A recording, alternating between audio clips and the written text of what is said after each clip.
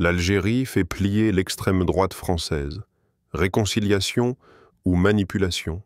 Assalam alaikum wa rahmatullahi wa barakatuh, mes frères, mes sœurs, chers auditeurs conscients et éveillés. Aujourd'hui, nous brisons le silence. Aujourd'hui, nous dévoilons ce que certains aimeraient cacher derrière des rideaux de mensonges, de manipulation et de mépris colonial. L'Algérie n'est plus à genoux. Elle se lève. Et face à elle, c'est l'extrême droite française qui recule. Mais attention, ce retournement de situation est-il sincère? Une vraie réconciliation? Ou un piège soigneusement déguisé? Cette vidéo est un décryptage stratégique, géopolitique, historique et identitaire. Ce n'est pas un simple commentaire, c'est une résistance intellectuelle, un cri de vérité, un acte de souveraineté. Alors toi qui regardes, ne reste pas spectateur. Deviens acteur de ce réveil collectif. Abonne-toi dès maintenant, like cette vidéo, partage-la massivement sur tous tes réseaux, dans tous tes groupes. Et surtout, donne ton avis en commentaire. Doit-on faire confiance à la France? L'Algérie doit-elle tendre la main ou poser ses conditions? Ensemble, faisons exploser les barrières de la censure. Ensemble, faisons trembler ceux qui veulent manipuler l'histoire et écraser la vérité. Ensemble, faisons de cette chaîne une plateforme de conscience, de fierté et d'avenir. Prépare-toi. Ce qui va suivre va secouer tes certitudes, déranger les hypocrites et réveiller les endormis. Bismillah. C'est parti. L'affrontement silencieux. De la guerre d'Algérie aux tensions identitaires d'aujourd'hui. La guerre d'Algérie, bien que formellement close depuis plus de 60 ans, continue de hanter les consciences collectives, autant en Algérie qu'en France. Ce conflit sanglant, marqué par des violences de masse, des tortures, des déplacements de population et une guerre psychologique sans précédent, a laissé derrière lui des cicatrices profondes que ni les traités, ni les commémorations officielles, ni les silences diplomatiques n'ont réellement refermé. La mémoire reste vive, douloureuse, souvent instrumentalisée. Elle alimente encore aujourd'hui une confrontation politique souterraine entre deux nations que l'histoire a brutalement liées. En France, cette mémoire coloniale est devenue le terrain d'un affrontement politique entre deux visions de l'identité nationale. Pour une partie de la classe politique, notamment l'extrême droite, la guerre d'Algérie ne doit pas être revisitée, mais honorée comme un combat perdu injustement, une humiliation qu'il faudrait laver.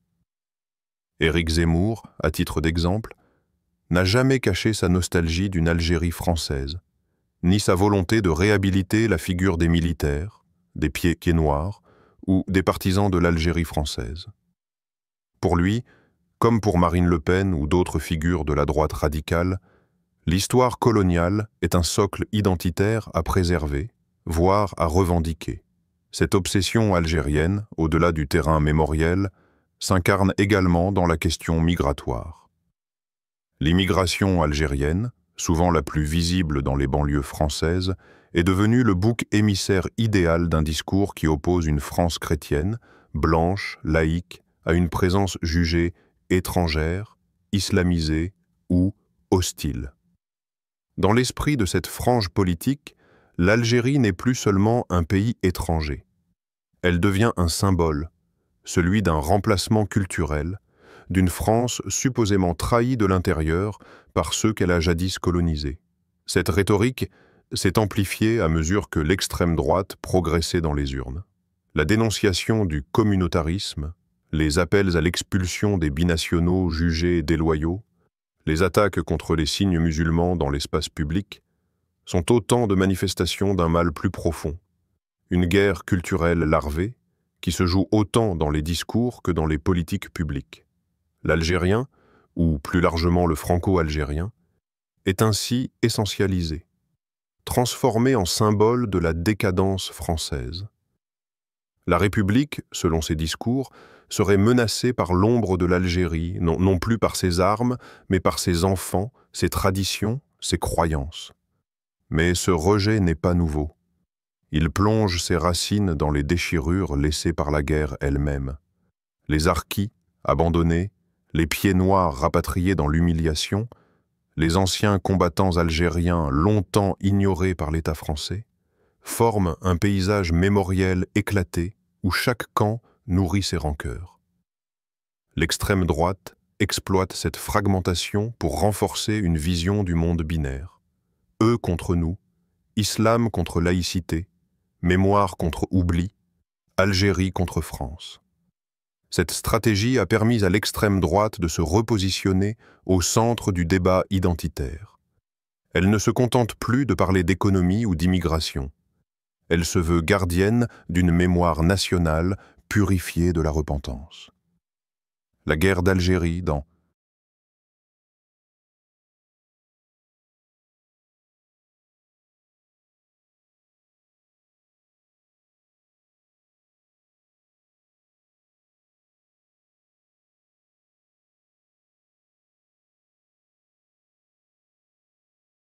Cette perspective devient un outil de mobilisation politique. Ce n'est pas une page à tourner, mais une plaie à rouvrir pour galvaniser les foules.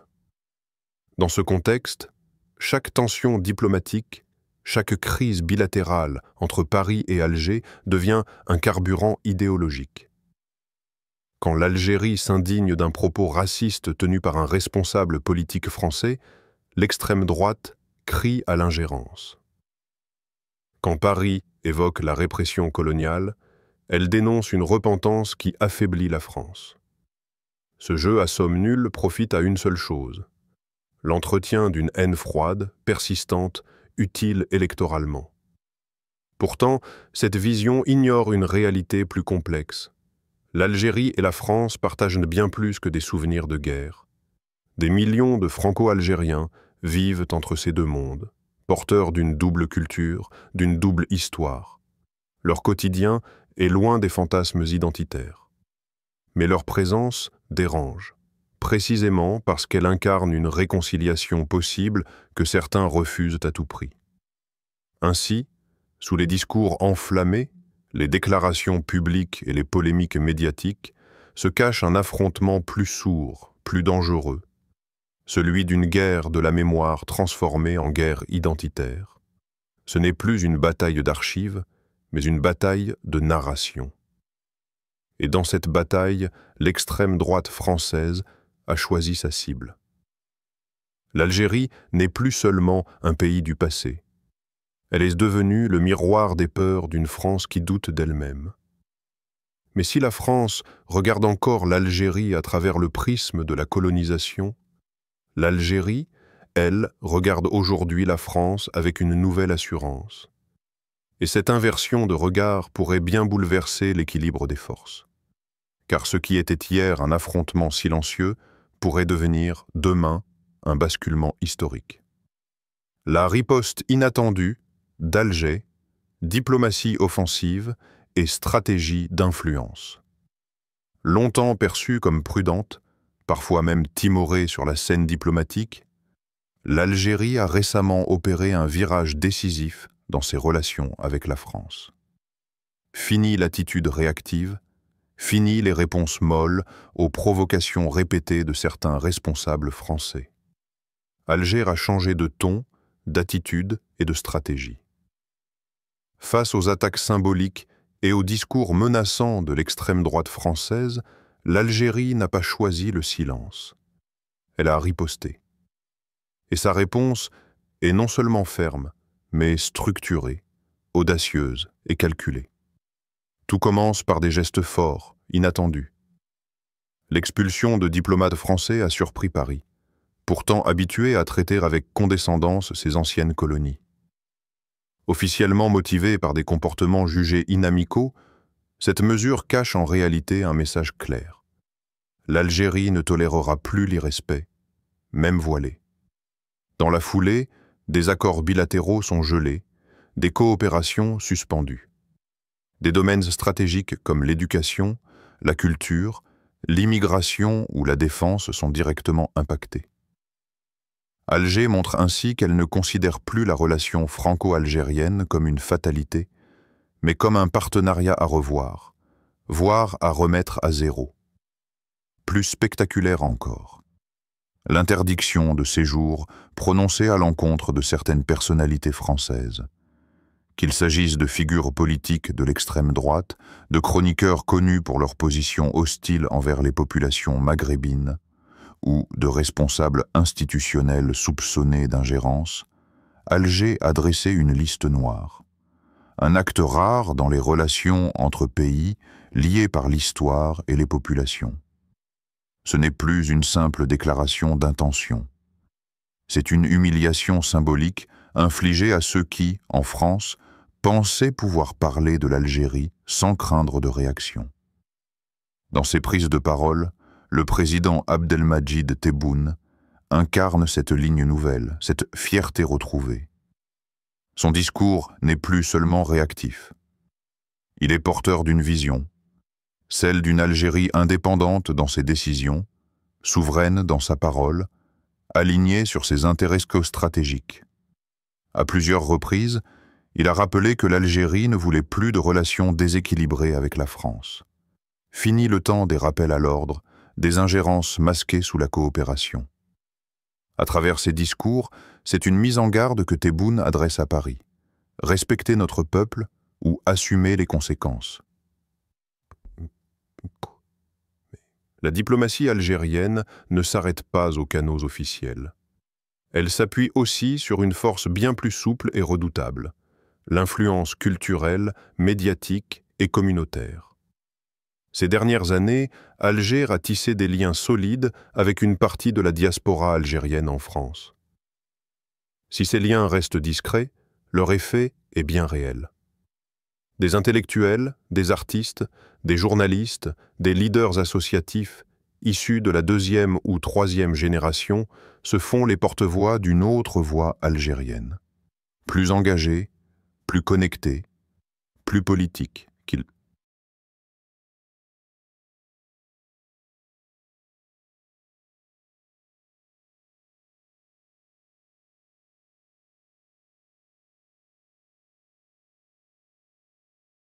S'agisse de dénoncer les injustices, de promouvoir une mémoire apaisée ou de contrecarrer les discours racistes, ces voix dissidentes forment un relais puissant pour la diplomatie algérienne. Cette stratégie d'influence dépasse les cercles communautaires. Elle se retrouve dans le soutien implicite à certaines mobilisations en France, contre les violences policières, pour la reconnaissance des crimes coloniaux, pour la valorisation des cultures issues de l'immigration. Alger n'intervient pas frontalement, mais laisse entendre qu'elle soutient moralement ces dynamiques. Elle s'inscrit ainsi dans un jeu plus subtil, celui de la pression indirecte sur les institutions françaises, via les opinions publiques, les mobilisations sociales, les voies alternatives. Enfin, l'Algérie dispose d'une autre arme, plus redoutable encore, l'arme économique. Fournisseur de gaz stratégique pour l'Europe, Alger sait que sa production énergétique est convoitée, surtout dans un contexte d'instabilité mondiale. En ralentissant certains contrats ou en favorisant d'autres partenaires comme l'Italie, la Turquie ou la Chine, l'Algérie envoie un signal clair à Paris. L'exclusivité française est terminée. Le gaz algérien n'est plus un levier soumis aux caprices de l'Élysée. C'est un outil de négociation que l'Algérie utilise désormais avec précision. À cela s'ajoute le marché africain, où Alger déploie une diplomatie économique agressive. Les partenariats bilatéraux se multiplient avec des pays d'Afrique subsaharienne. Des investissements sont injectés dans des projets de transport, d'énergie, de défense. La France, longtemps hégémonique sur le continent, voit l'Algérie émerger comme une alternative crédible. Ce repositionnement affaiblit l'influence française dans des zones qu'elle considérait autrefois comme son précaré. Un dernier levier, plus délicat mais tout aussi stratégique, est celui de la pression migratoire. Sans le dire ouvertement, Alger peut jouer sur les flux migratoires pour rappeler à Paris sa vulnérabilité intérieure.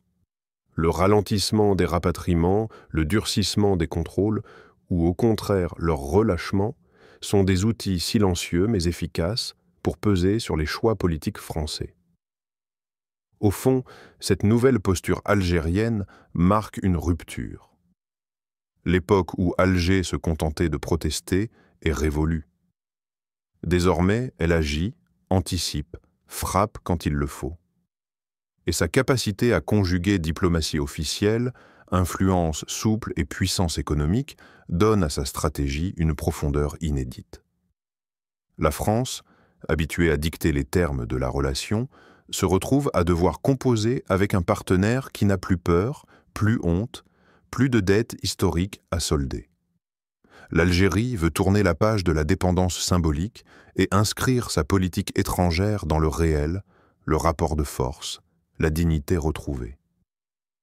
Et cette transformation silencieuse, patiente mais déterminée, est peut-être la vraie victoire d'Alger sur l'extrême droite française. Une victoire diplomatique, symbolique et stratégique, arrachée non pas par les armes, mais par l'intelligence du rapport de puissance. Réconciliation, affichée ou manipulation tactique? Ce que cache le dialogue Macron-Tebboune. Au premier regard, les récentes images des rencontres entre Emmanuel Macron et Abdelmadjid Tebboune dégagent un parfum d'apaisement. Poignées de mains chaleureuses, discours consensuels, projets conjoints évoqués à voix basse devant les caméras. Après des mois, voire des années de tensions ouvertes, tout semble indiquer une volonté de rapprochement. Mais cette réconciliation affichée est-elle sincère? Ou s'agit-il d'un calcul froid, d'un jeu tactique masqué par la diplomatie? Pour y répondre, il faut comprendre les forces invisibles qui dictent ce dialogue en apparence apaisé. Macron ne parle pas à Tebboune uniquement en chef d'État soucieux de l'avenir bilatéral. Il le fait aussi en homme politique soumis à des pressions multiples. À l'intérieur, la montée de l'extrême droite lui impose une posture ferme sur les questions mémorielles et migratoires, mais aussi un besoin de se distinguer par un discours plus mesuré et progressiste. Sur la scène européenne, la dépendance accrue au gaz algérien, dans un contexte de crise énergétique, pousse Paris à ménager Alger. Enfin, les enjeux sécuritaires, en particulier au Sahel, où la France perd du terrain, nécessitent de maintenir une forme de coopération, même minimale, avec une Algérie qui reprend de l'influence. Dans ce cadre, les gestes de Paris sont calculés, calibrés, sans jamais franchir certaines lignes. La reconnaissance des crimes coloniaux est évoquée, mais toujours avec prudence. On parle de regard croisé, de travail de mémoire, sans jamais employer le mot excuse ou repentance de manière explicite. Des gestes symboliques sont cependant posés. Visite de lieux historiques, déclarations apaisantes, tentatives de réhabilitation de certaines figures oubliées comme les harkis, que l'on érige soudain en martyrs de l'histoire franco-algérienne. Mais ces gestes, loin de calmer les tensions, sont immédiatement récupérés par l'extrême droite française. Marine Le Pen, Éric Zemmour et d'autres figures dénoncent une trahison de la mémoire française. Pour eux, Macron ne cherche pas la paix, mais la reddition. Chaque déclaration de reconnaissance est perçue comme un aveu de faiblesse. Chaque coopération économique comme une soumission aux intérêts algériens. Ainsi, la tentative de réconciliation diplomatique devient un terrain de lutte intérieure, une arme politique entre les mains de ceux qui veulent imposer une lecture nationaliste et vengeresse de l'histoire. Du côté algérien, la prudence est tout aussi stratégique. Abdelmadjid Tebboune sait parfaitement que la France est affaiblie, tiraillée, divisée. Il comprend que le timing joue en sa faveur. En multipliant les exigences, les rappels à l'ordre et parfois les provocations symboliques, il impose un rapport de force nouveau. Alger se présente désormais comme un partenaire qui choisit, qui décide, et non plus comme un ancien dominé en quête de reconnaissance. Dans cette configuration, la relation avec Macron peut être utile. Elle donne à l'Algérie une légitimité diplomatique, tout en permettant à Tebboune de se poser en garant d'une souveraineté nationale intransigeante. Mais cette posture d'ouverture peut aussi cacher une autre stratégie. Car derrière les sourires, l'Algérie observe attentivement les ambiguïtés de Paris. D'un côté, la main tendue, de l'autre, les discours contradictoires, les polémiques sur l'immigration, les restrictions de visa, les propos blessants émanant de responsables politiques. Macron lui-même semble parfois pris dans une double logique, rassurer les électeurs de droite tout en maintenant des canaux de communication avec Alger. C'est là tout le paradoxe de sa démarche. Il veut une réconciliation, mais sans désavouer ceux qui refusent de regarder l'histoire en face. Dans cette équation complexe, un acteur invisible pèse de tout son poids. L'électorat franco-algérien en France. Estimé à plusieurs millions de personnes, il constitue une force électorale incontournable dans certaines circonscriptions. Majoritairement jeune, souvent délaissé par les grands partis, il devient une cible stratégique pour 2027. Macron le sait, l'extrême droite aussi. D'un côté, on tente de séduire par des discours d'apaisement. De l'autre, on agite la peur, l'exclusion, la stigmatisation. Les franco-algériens sont devenus, malgré eux, un enjeu de pouvoir. Ce contexte électoral influence profondément le dialogue entre Macron et Tebboune. Chaque phrase est pesée. Chaque initiative conjointe est pensée pour parler à plusieurs publics. À Paris, il faut rassurer une opinion méfiante. À Alger, il faut montrer que la France respecte enfin ses engagements. Mais cette gymnastique diplomatique peut rapidement tourner à l'hypocrisie, voire à la manipulation. Car aucune des deux parties ne semble prête à aller au bout de la logique de vérité. On joue sur les apparences, les postures, les signes extérieurs d'amitié, sans jamais toucher au cœur du contentieux. Le passé colonial, la dette morale, les rapports de domination encore vivants dans certains cercles de pouvoir. Au final, cette réconciliation affichée n'est ni totalement sincère, ni totalement factice. Elle est le produit d'une convergence d'intérêts, d'un alignement temporaire de priorités. Mais elle reste fragile, menacée à chaque instant par une déclaration malheureuse, une crise bilatérale ou un dérapage politique en France. Ce que cache le dialogue Macron-Tebboune, c'est peut-être la conscience partagée que l'équilibre est précaire, que la relation franco-algérienne repose encore sur des tensions non résolues. Ce qui se joue entre les deux hommes dépasse la simple diplomatie. C'est une bataille d'image, de pouvoir, de narration.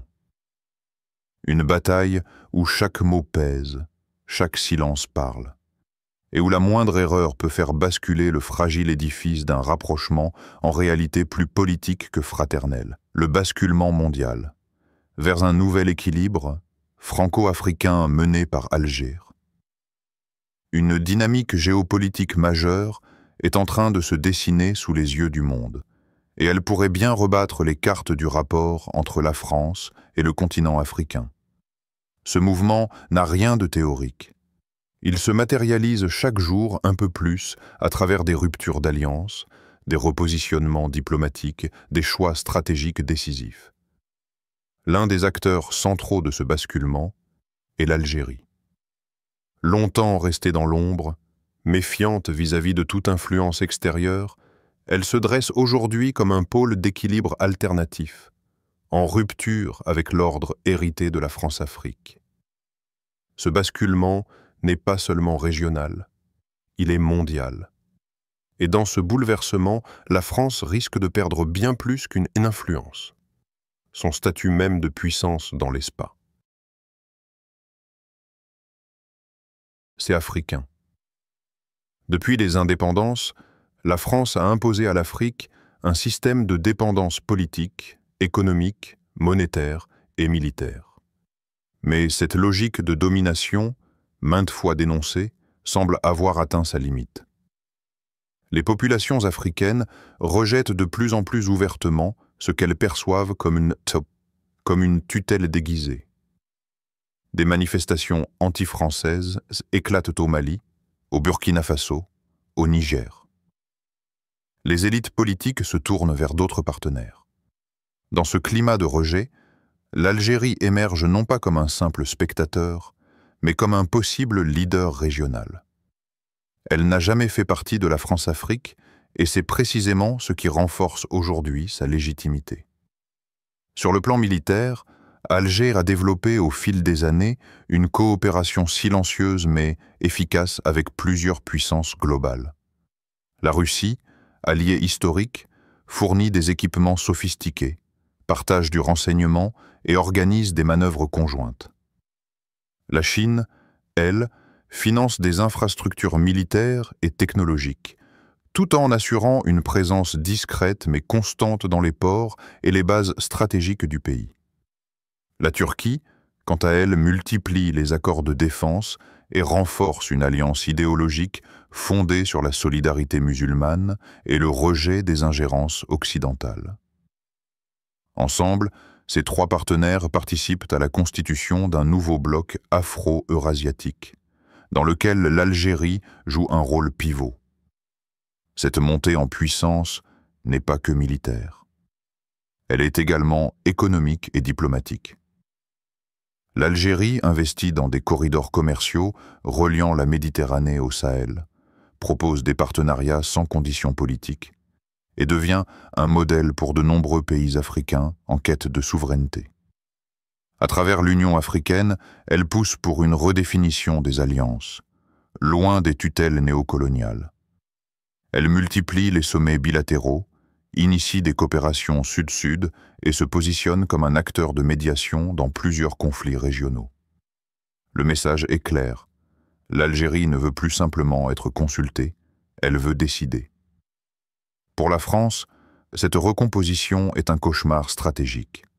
Elle perd ses bases militaires au Sahel, voit ses entreprises marginalisées par la concurrence asiatique et turque et constate un recul brutal de son soft power. Les instituts culturels ferment, les écoles françaises perdent en influence, les médias francophones sont contestés, voire boycottés. Paris, qui se pensait encore il y a 10 ans comme l'arbitre incontournable du continent africain, se retrouve isolé, incompris, dépassé. Pire encore, l'image même de la France est associée à la prédation, à l'arrogance et à la trahison des peuples. Dans ce contexte, l'Algérie apparaît non seulement comme une alternative, mais comme un modèle de dignité et d'indépendance. Cette comparaison, bien plus puissante que toutes les sanctions ou coopérations, agit comme un miroir cruel pour l'ancienne puissance coloniale. Face à ce recul, l'extrême droite française, si prompte à dénoncer l'influence algérienne, se retrouve paradoxalement désarmée sur le terrain géopolitique. Elle avait fait de l'Algérie son repoussoir, le symbole de ce qu'elle rejetait, l'immigration, l'islam, le passé colonial non digéré. Mais voilà que ce pays, qu'elle voulait effacer des discours officiels, revient au centre du jeu mondial. Et cette fois, non plus comme problème, mais comme solution, comme acteur majeur d'un nouvel ordre multipolaire. Cette humiliation silencieuse renforce malgré tout sa base électorale. Le discours du déclin, de la France trahie, se trouve justifié. L'extrême droite n'a plus besoin de prouver la perte d'influence française. Elle se voit désormais à l'œuvre dans les faits. Ce constat pourrait pousser l'État français à jouer sa dernière carte, provoquer une nouvelle crise. Une rupture brutale, une confrontation diplomatique, voire un incident contrôlé permettant de relancer la machine militaro-politique. Cette stratégie du chaos contrôlé consisterait à mettre en scène une menace venue d'Alger, réelle ou imaginaire, afin de justifier un retour en force sur le plan africain. On pourrait assister à une montée des tensions, à des campagnes de désinformation, à une diabolisation médiatique de l'Algérie. Le but ne serait pas tant de renverser l'équilibre que de l'empêcher de se consolider. Mais cette manœuvre est risquée. Elle pourrait se retourner contre la France, qui apparaîtrait alors comme une puissance aux abois, prête à tout pour sauver son prestige. À l'inverse, elle pourrait forcer le leadership algérien en Afrique et ailleurs, en lui donnant le rôle de victime d'une agression symbolique ou réelle. Et dans un monde où les opinions publiques pèsent de plus en plus, ce type de crise pourrait achever de décrédibiliser l'image française sur le continent. Le basculement est donc réel, profond, peut-être irréversible. L'Algérie, longtemps perçue comme figée dans ses blessures historiques, avance désormais avec une ambition affirmée. Elle ne revendique pas l'héritage de la France en Afrique, elle le dépasse. Elle ne cherche pas la revanche, mais la réinvention. En articulant souveraineté nationale, coopération stratégique et vision multipolaire, elle impose un modèle qui séduit de plus en plus de pays africains. Un modèle où l'on ne demande plus la permission à Paris. Un modèle où l'on construit sans la France, parfois contre elle. Et si l'Algérie parvenait à entraîner dans son sillage une partie de l'Afrique, c'est l'ensemble du rapport Nord-Sud qui serait redéfini. Non plus sur les bases de la domination ou du chantage, mais sur celles de l'équilibre, du respect mutuel et de la souveraineté assumée. La France peut-elle encore l'empêcher, ou est-il déjà trop tard? Ce que nous venons de décrypter dépasse une simple querelle diplomatique. Derrière les échanges tendus, les gestes de rupture ou d'apaisement, c'est une transformation en profondeur des équilibres géopolitiques et symboliques qui s'opèrent. L'Algérie, longtemps perçue à travers le prisme d'un passé colonial non digéré, s'affirme aujourd'hui comme une puissance souveraine, stratégique et déterminée à redéfinir ses relations avec la France, mais aussi avec l'ensemble du monde. A-t-elle vraiment plié l'extrême droite française? En surface, oui. Ses réponses fermes, ses humiliations symboliques, sa capacité à imposer le respect ont contraint les figures les plus radicales à ravaler leurs provocations. Mais en profondeur, l'extrême droite tire aussi parti de cette nouvelle donne. En se posant en victime d'un choc civilisationnel, elle renforce son socle électoral, exploite la peur, instrumentalise l'histoire. Ainsi, la victoire algérienne sur le plan diplomatique pourrait bien alimenter une revanche idéologique de l'autre côté de la Méditerranée. Ce bras de fer identitaire, loin d'être anecdotique, risque de redessiner durablement les rapports Nord-Sud. Il engage des millions de Franco-Algériens, mais aussi des générations de jeunes des deux pays, prises entre héritage, fierté, mémoire et avenir. Il pose une question centrale. La France est-elle prête à regarder l'Algérie autrement que comme son ancienne colonie? Peut-elle reconnaître son égal au lieu de chercher à dominer ou à ignorer? Et vous? Pensez-vous que la France doit enfin changer de regard sur l'Algérie? Si ce décryptage vous a interpellé, abonnez-vous, likez et surtout partagez cette vidéo. Ensemble, faisons entendre une autre vérité, plus juste, plus libre, plus lucide. L'heure n'est plus au silence, elle est au choix, à la parole et à l'action. Alors que les projecteurs médiatiques tentent d'éteindre la voix des peuples dignes, l'Algérie avance, calme mais ferme. Blessée par l'histoire, mais debout dans la vérité. Face aux provocations de l'extrême droite française, elle n'a pas cédé. Elle a répondu dignement, stratégiquement, sans trembler. Aujourd'hui, ce n'est plus la France coloniale qui dicte. C'est l'Algérie souveraine qui impose le respect. Mais ne nous trompons pas. Ce bras de fer ne fait que commencer. Ce n'est pas seulement une affaire de diplomatie, c'est un combat pour l'honneur, pour la mémoire, pour l'avenir. Un affrontement entre ceux qui veulent maintenir les peuples du Sud sous silence et ceux qui refusent de baisser la tête. Toi, qui écoutes cette vidéo, tu es une voix dans cette bataille pacifique mais décisive. Alors abonne-toi, like, commente et partage cette vérité autour de toi. Que ce message traverse les frontières, les écrans, les cœurs, car notre force ne réside pas dans les armes, mais dans la conscience, la dignité et l'unité. Et que cette vidéo soit bi-idnillah, un rappel pour ceux qui doutent encore. Aucune puissance ne dure éternellement, sauf celle d'Allah. Qu'Allah donne à nos dirigeants la sagesse, à nos peuples la lucidité, et à nos ennemis la limite à ne jamais franchir. Rabbana atina fid dunya hasana, wa fil akhirati hasana, wa qina adhaban nar. Amin.